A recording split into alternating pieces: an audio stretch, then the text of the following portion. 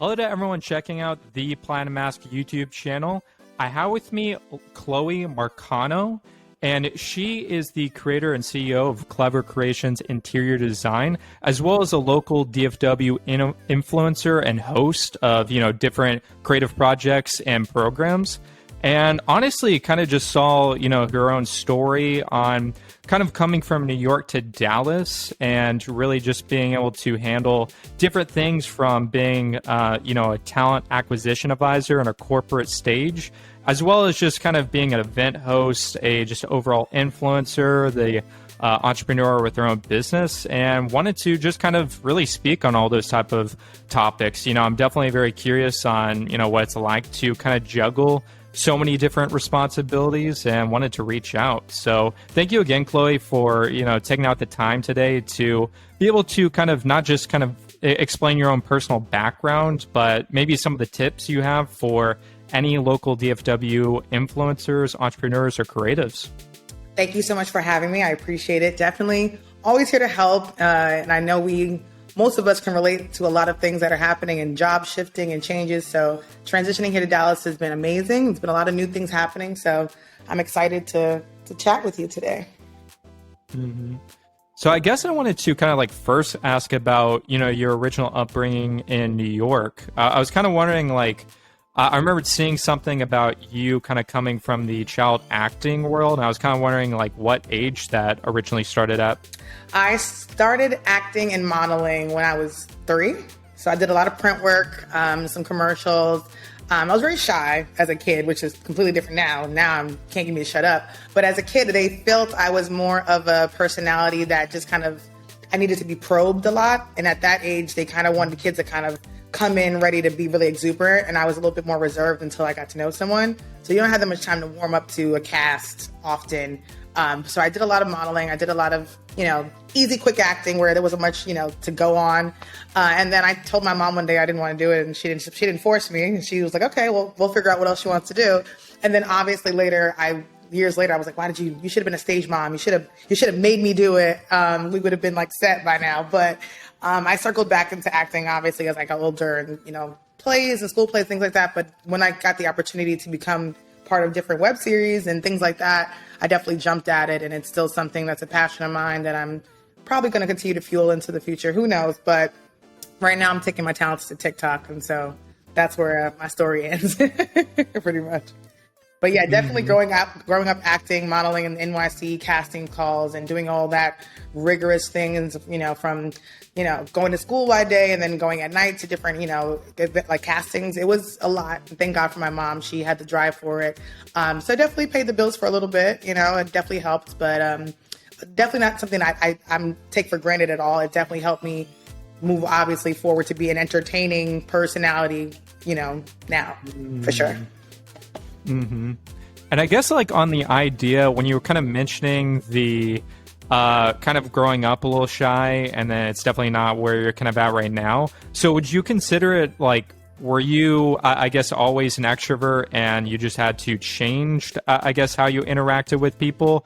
Or were you an introvert that, I guess, over time were able to become more adapted to, I guess, social situations? I definitely think I started off as a child more introverted. I was a product of an only child, single mother household. So it was just me and my mom in my house. I do have siblings, but they didn't live with me. So for the majority of the time, it was just me by myself. I was my own entertainment. I had friends at school, but I was very, very just naturally shy.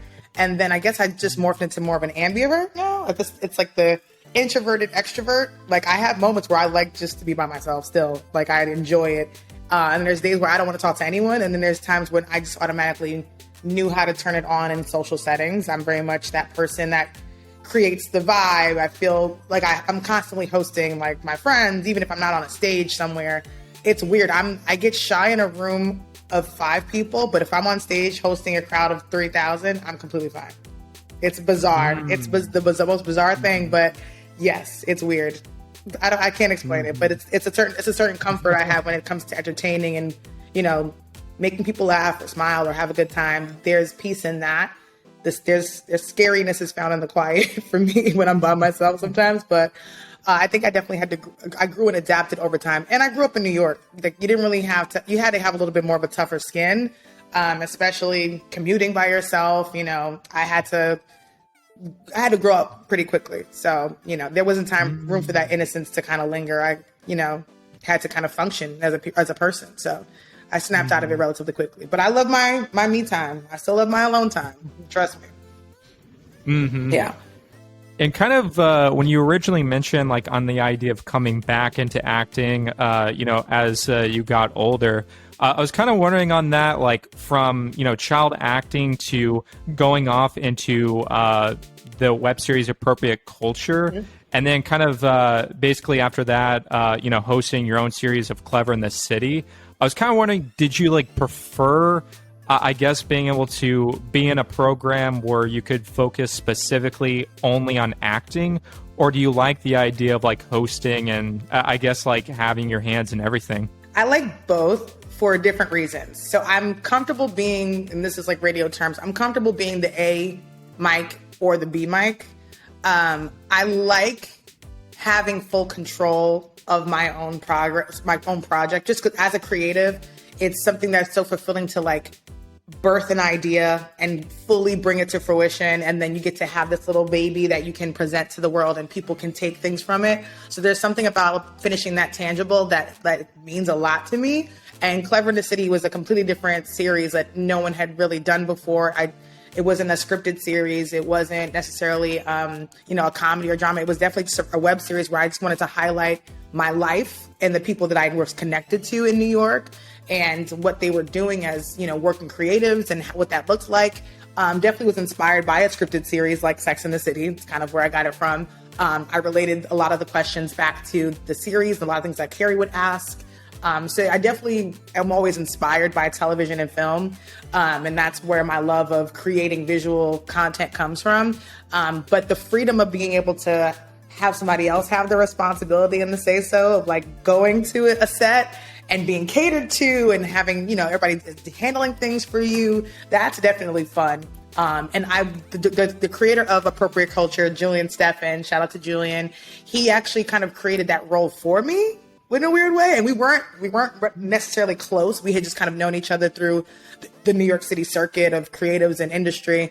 And he literally like called me one day. It was like, hey, like I wrote this series and like the character I wrote for one of the best friends is literally you. Like I wrote this with you in mind. So that's also helpful because you don't have to, even though the character and I are not the same, we have probably maybe like similarities or people would assume I am like her, but she's completely outrageous and completely not.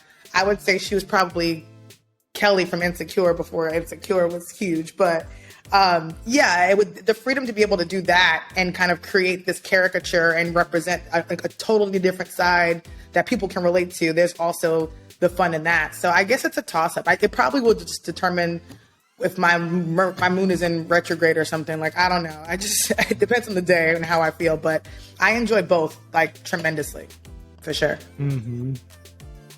When you like brought up the idea of of a previous friend, or you said you guys weren't that close on like kind of writing a character kind of based on yourself, I was kind of wondering like when it came to your network in New York, were you, I guess, like hanging out with a lot of creatives like across the entire city, or were you more, I guess, connected into like Queens area or Brooklyn or something like that? No, in New York, it's like when you are in this metropolis, everything kind of centers around what network you're in, not necessarily the borough. Like I've always like gone to school in Manhattan and I lived in the Bronx, but I mean, none of my friends lived in the Bronx pretty much. Like most of my friends lived in other boroughs, but working in the entertainment and like the up and coming social media industry, I think we were kind of like the front runners, and it was definitely people that inspired me that kind of started it. But this is what we're talking like when podcasting is first really being birthed.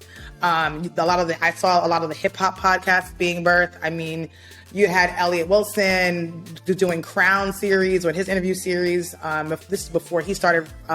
They started his his podcast. I was around with Combat Jack and was like really, really the pioneer of everything. And it was definitely a different time. We were curating. There were a lot of like traveling parties and events. There were a lot of open mic conversations with different up and coming New York artists. Like I have pictures in my phone from like that I took of Dave East back in like 2015 at Webster Hall. So, it was just this kind of community that emerged and just kind of, people within it. And you kind of, from different events or things that happen, and you just kind of wind up knowing somebody who knows somebody. I mean, if you hang out in New York for a weekend, you'll meet a millionaire, a former athlete, and a homeless person who probably all have a very similar story. It's just this melting pot of people who are all actively pursuing some sort of dream. And I made a lot of strong friends and bonds there. And that's just kind of, that was my life. Like Monday through Friday, Saturday through Sunday, I'm going to work and then going to an event or, hosting an event or curating one. It just was a weird little lifestyle. It's very hard to explain. You had to be there. Mm-hmm. Yeah, and kind of like, I guess on that, there's kind of like an article with you with Strivers Row, where you kind of bring up on like some of like missing some of the experiences when it came to a highly populated city like New York. Mm-hmm. And it kind of seemed like the amount of like events you're going to and everything, it wouldn't have seemed like that. I was kind of wondering if you wanted to expand on that, and like has that experience been like similar coming to maybe a lower populated Dallas, Texas area? So I think for me, the move from New York to a city like Dallas, even though Dallas is its own metroplex in itself and it's still a very busy and booming city, it's not as busy and chaotic as New York. And I think I was missing out on time with my family, myself, my friends. I was missing moments because I was so heavily rooted into my routine and my chase of whatever my career was at that time. Like I didn't make time or prioritize what I needed to because that was priority in my life. So I've been able to, leaving a city like New York and coming to Dallas, I'm able to catch my breath and really like check in on my friends and family who were always so supportive of my career, but I couldn't even enjoy it with them because I was just constantly moving. I think it came to the point where I would have like, I had a campaign with Strivers Row, and when our faces were through we had all of our portraits and our promotion shots were along the New York City, like these bus links, these terminals, like they were like all over the city. And I forgot to tell my family that I was a part of that. And my dad's at a bus stop and he sees my face and he's like, my daughter. And I'm like, oh yeah, I had this campaign going around the city. I forgot to tell you that. So, like things like that, where you just kind of take life for granted because you're just constantly on the grind. And now I'm afforded the opportunity to appreciate that history and all the work that I've done. But now I know how to create a better work-life balance where I'm here in Texas and I can do creative projects and set aside time specifically to do that, but also go for a run in the afternoon with my boyfriend, or, get on the phone and call my mom at 2 p.m. and just kind of make sure she's okay. Just things like that. I felt like I was missing out. And there was always that fear of FOMO back then, of fear of missing out on the opportunity, but I was missing out on family, if that makes sense. Mm-hmm. And like kind of on the premise of when you're kind of mentioning on the FOMO and like some of these kind of regular events on like really in kind of the idea of highly populated in New York, is there like a difference when it comes to, I guess, like the networking or trying to meet other creatives in maybe like a lower populated city versus, a higher populated city like New York? I guess maybe like being a bigger fish in a smaller pond versus, a smaller fish in a bigger pond? I definitely think so. I think when it comes to the vetting process, it's a little bit different because in New York, you know who's who in certain rooms. And in a different city, you kind of have to validate credentials. And I think there are a lot of people that are selling dreams to folks. So I always want creatives to be careful because anybody can seem, like you said, like a big fish in a small pond. But it's like, what have you really done? And where's the groundwork? Where's the resume? And how does that compare? Like in New York, if I'm at the 40/40 Club and, I don't know, Neo walks in, I know that's Neo. You know what I mean? Like there's no discounting that. Or if one of the top, VPs at Spotify is there. He knows someone who knows someone who knows somebody. That's why he's in the room. You know what I mean? Whenever I was at a networking situation in New York, there was someone else to kind of validate the cosign is there. You know what I mean? In a sense, like someone's like, oh, this person is amazing. You should know them, because there's usually a connector there. When you're a transplant, you kind of have to rely on, this is my resume. You don't really, that cosign goes away. And now you have to kind of step up and prove, who are you? I don't know who you are, because I came as Cleverly Chloe to Dallas. No one cared. It was like, who is she? Why should we care? That doesn't mean shit. Excuse my French. That doesn't mean shit here. Like, that was New York, honey. This is a different ballgame. So coming into a new place, you have to respect the existing network that already exists. Kind of, humble yourself a little bit in the sense where it's like, do your research. Know who's important to know in the room, and not just go off of what you think is the right notoriety, because that could be different to any audience, but really kind of humbling yourself and realizing, hey, there are other notable people in the room, and I should probably make mention or get to know them for what reason that is. So definitely different, but also I like the connection. I like the process. I enjoy meeting new people. I get exhausted probably after, but Dallas has a bunch of folks who are moving and grooving, as you see, and it's amazing to see, and they're always willing to connect, which is why I like this city versus going somewhere a little bit more superficial. It's definitely, definitely about who you are at your core, for sure, that's going to push you through. Mm-hmm.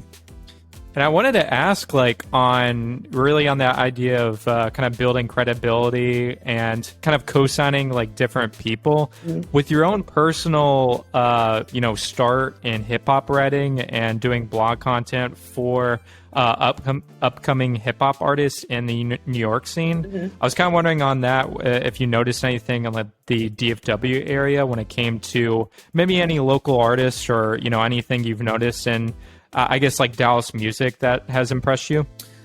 So I will be honest and say the music is different for me now, and I feel like the old head in the room. I feel so old, but a lot of new artists, and I hate to say it, every time I start liking someone, they're no longer with us anymore, and I'm like, but I liked that guy. What happened? And it's so sad that we're losing a lot of young talent, which makes me it's awful. But I will say I'm always rooting for women.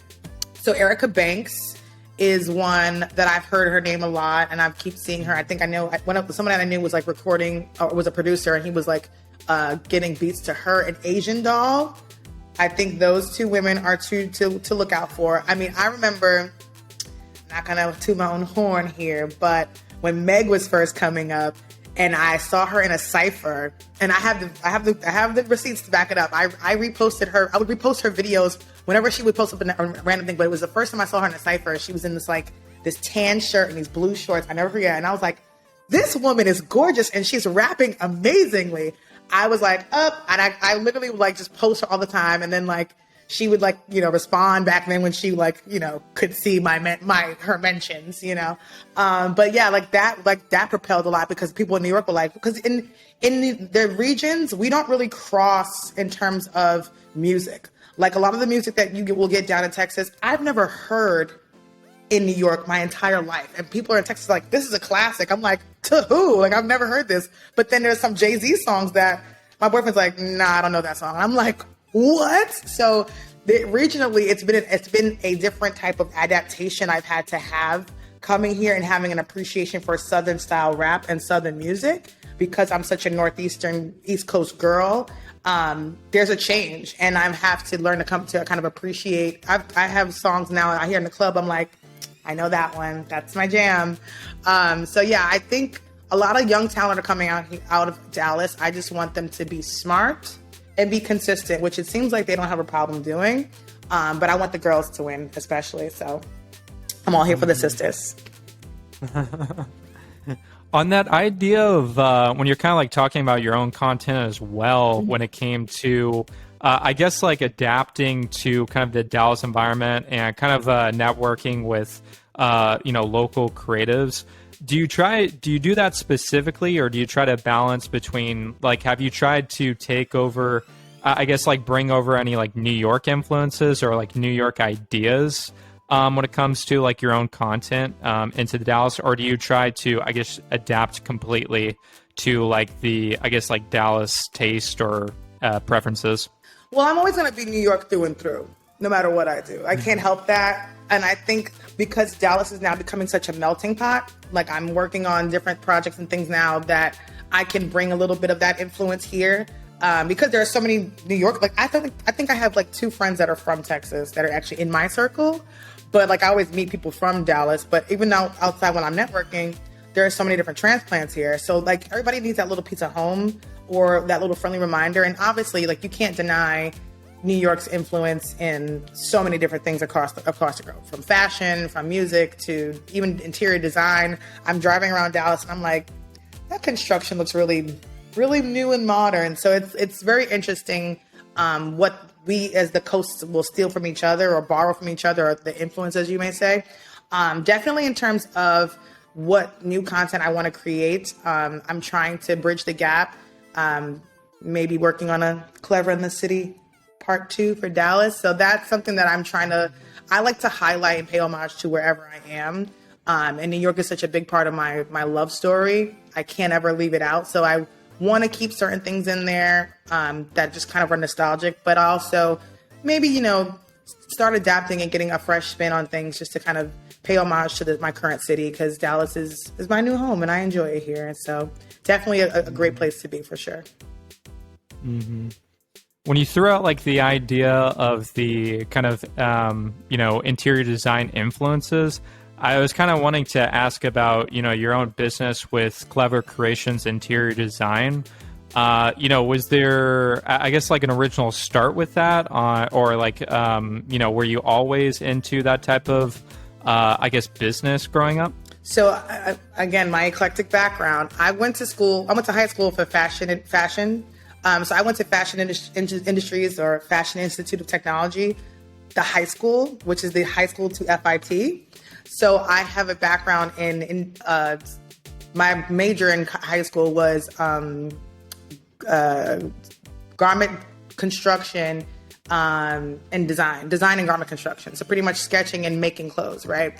So I have the background in fashion where I know what to put together. My dad's a graphic designer, and he also does construction and does like the architectural layouts for different, whether it's a highway, whether it's an office building, a commercial real estate business, whatever. So I guess it's kind of just naturally in my genetics to do it. And when with my business, I do the painting for spaces. If there's additions that need to happen, I create those as well. I do that type of like hard manual labor sometimes as well, just because I enjoy it. I enjoy physically creating. So for me, it kind of felt natural to come into. I literally had no plans to do this. One of my friends, he would come to my house often just because he's a man and he doesn't cook, and I would just cook and he'd relax, and he'd just be like, I really love your apartment. And this is COVID time, so like we're not out and about. This is like maybe like post-COVID, we're like really kind of still keeping small, intimate gatherings happening. And he would just say all the time, like, I really love your apartment. I love the design in here. It's just such a vibe. It's such a vibe. And I'm like, thanks. I appreciate it. And then he was like, maybe one day he said, I think I want to start doing Airbnbs. And I was like, okay, cool. That sounds great. And he's like, would you want to design one? And I was like, sure. That would be fun. Yeah, I'd love to. He's like, yeah, okay, cool. I'll pay you. I'm like, even better.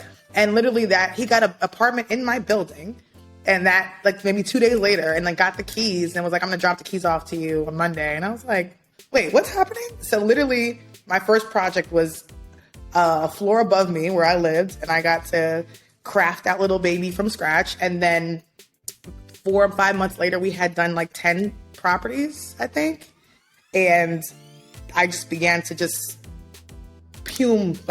push them out, and I got to create a different aesthetic for each location. Like no location looked the same, and it really helped me build my resume and my confidence and kind of go through the trial and error of what I need to learn and quick fixes and quick solutions and inspirations and how to move forward. And then that really kind of propelled me. He was like, you should make this a full-time business. So that is what I did. But definitely have more clients now than I thought I ever would have, and it's really gives me the opportunity to just, again, always be creating and presenting something that's physical and tangible for people. That's like the best experience ever.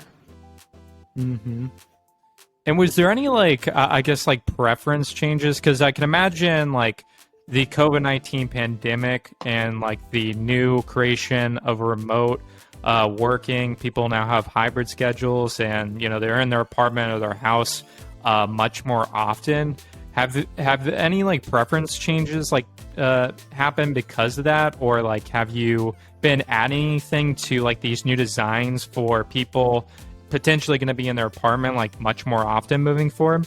And that was the major reason why I didn't even think that this kind of business would be so fruitful, because I'm thinking, well, everybody's home, but everyone was home and got sick of looking at their house and like got tired of their apartment, or was like finally realized like, oh my gosh, I need to fix this. And that people just had idle time. Like 2020 and 2021 was the year of the remodel. Like everyone was at furniture stores. I'm like, wait a minute, it is COVID. Why is everybody in here? People were getting new furniture. They're doing their backyards over. So literally, yes, that was the reason why a lot of people hit me up and was like, hey, I just moved into this new space.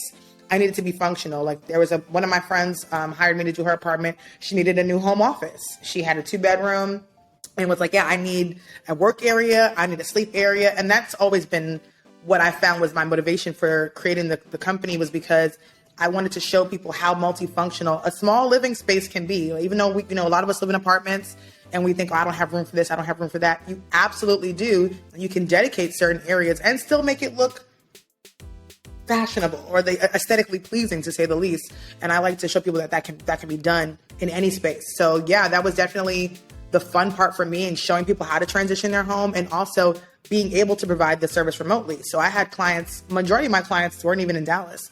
I have people that I worked with in New York, South Carolina, North Carolina, Florida. And it's the easiest part for me, because they think, oh, like you won't be able to get here. I don't need to. I literally just create a 3D rendering for them based on what they showed me in the model of their home, the outline of their home. I create an Excel sheet with all the links to where they can go purchase the items. And then basically once they order everything that they need based on their budget, it's a paid by number situation. They have the model, they know where everything goes. If they need me to coordinate, somebody could come in and help with like building and install and setup, I can do that for them.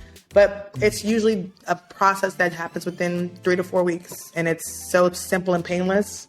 It's like the best thing ever, if I do say so myself.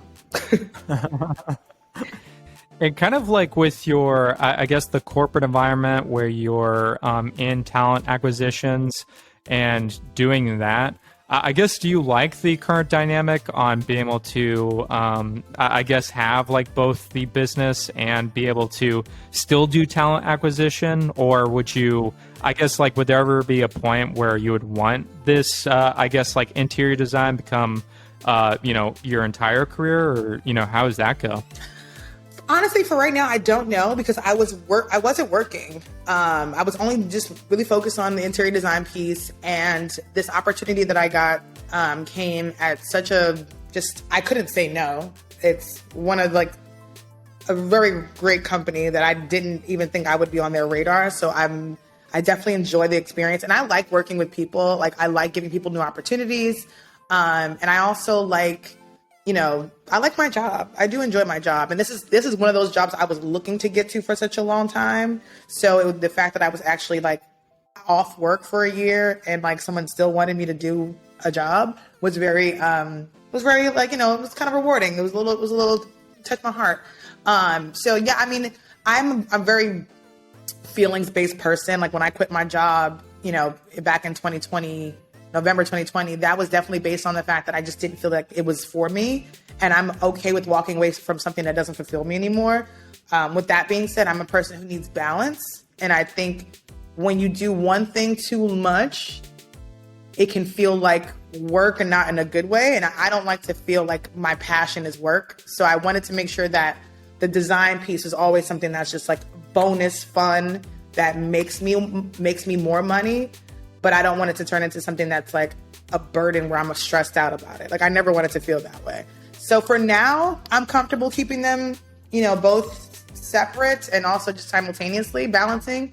But in a year, I could be like, hey, I'm moving to Hollywood and I want to be an actress full time. I might just try it. I'm at that point in life where it's like, why not try anything at least once, to say, when you look back in 20 years, like I tried that, I did it, but I have no regrets. You know what I mean? So we'll see. We'll definitely see.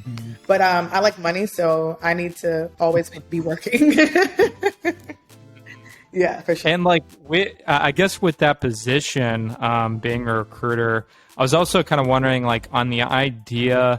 I remember kind of seeing you on kind of other blogs and podcasts, like the "What's a Good Guy" podcast, where you kind of originally talked about some of the tips, being a recruiter and being noticed.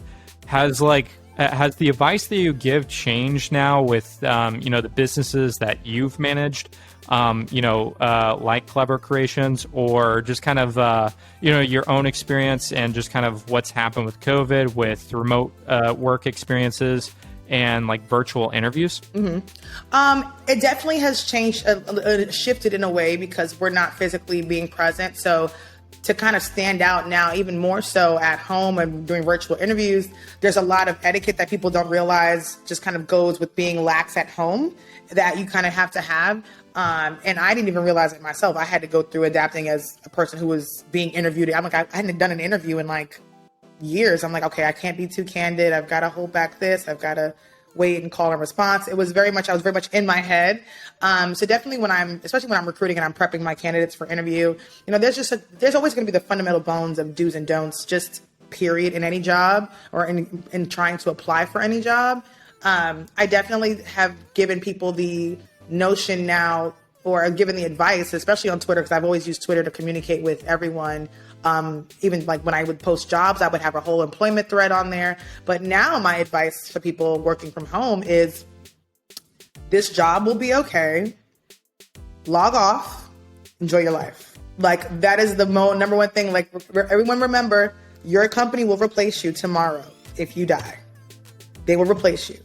Log off, enjoy your time with your family, do your work, do it well, complete all your tasks, but also remember you can ask for what you want. You can ask for things when you know what you're bringing to the table. Don't be afraid about that, especially for women and people of color. I think it's definitely a different conversation that we've been so scared to have because of just history, but it's such a different time in America now. Like we have diversity and inclusion, divisions in companies, and there's definitely ways that companies are trying to be more inclusive. They're trying to be more aware. And that's a good thing for us in terms of just where we are as a company, a world at large, because the corporate America place was just such a kind of a this person only kind of town. And there are a lot of talented people that deserve the opportunity. So I'm definitely more vocal with them in terms of what transparency looks like. And you can be transparent without being disrespectful. And you can get what you want, you can get ahead, and you can be successful if you just, follow the right guys, not necessarily a totally strict guys, but you can definitely be yourself and get ahead in the workplace for sure. Mm-hmm. Definitely. Well, I was kind of wanting to also ask about, to wrap this up, was there any, I guess, upcoming projects, either with a business or any events that you're potentially hosting, that you're excited about moving forward or that you wanted to bring up? Yeah, so I have also a wellness brand that it's still in its baby infancy stages, but I'm working on putting a couple of local events here in Dallas. I'm big on networking. I'm big on connecting. I'm big on women coming together. And there are a lot of events I've gone to with a lot of amazing women here in Dallas. So I'm looking to put on some events for the spring and the summertime and collab with a couple of folks as well. I want to definitely highlight a lot of local businesses. So there's a couple of venues I'm looking at, but I definitely have a couple of strategic plays in mind and how I want to operate with them. But I definitely want to make Dallas the focal point, but also, kind of incorporating just overall work-life balance. I definitely want people to be able to look forward to these events as somewhere they can come relax, they can learn a couple of things, meet a couple of new people, gain a new interest or new hobby, or create something tangible for themselves. Definitely want to do some different, type of creative arts events as well. That's like my where I find home and peace. I like to paint, so definitely some of those type of events. But also just kind of like getting to know yourself outside of your home, outside of the workplace, maybe in a different environment with people that you don't know. Definitely working on those, and there's tons of spaces here in Dallas where that's available. So I will definitely keep you posted. Yeah. No, definitely. Well, I definitely want to, check out any type of event like that. I mean, it sounds really cool to For anyone potentially wanting to network with other creatives or just be able to, find a good collaboration outside of kind of their own personal workplace or household. But outside of that, I mean, again, Chloe, I just wanted to thank you for not just being able to take out the time today to, explain your background, your move from New York to Dallas, kind of what you've been seeing in local artists and kind of, balancing your own business with the corporate life, but also just kind of, some of the advice and tips you have for other people trying to possibly, follow in your footsteps when it comes to these creative passions or your business. So honestly, just thank you again. I thought it was, really cool information for anyone interested. Thank you so much for having me. I appreciate all your due diligence and your preparation. I definitely do. And I hope anybody's out there wants to connect with me, hit me up, let me know. I'm always down to vibe and collaborate, especially when I have the time now. Yeah, let's do it.